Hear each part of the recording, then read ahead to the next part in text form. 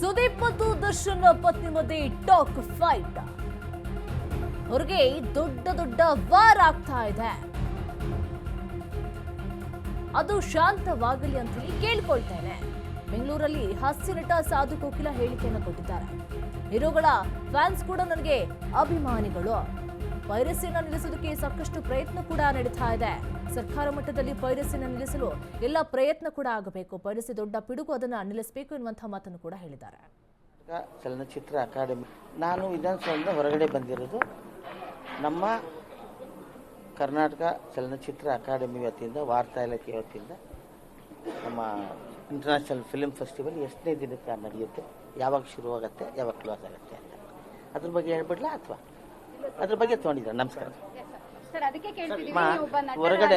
ಹೊರಗಡೆ ಎಷ್ಟೋ ದೇಶಗಳು ಜನ ಪೈರಸಿಗಳು ಇವಾಗಿಂದ ನಡೀತಾ ಇದೆಯಲ್ಲ. ಹೊರಗಡೆ ಎಷ್ಟೋ ದೇಶಗಳು ಜನ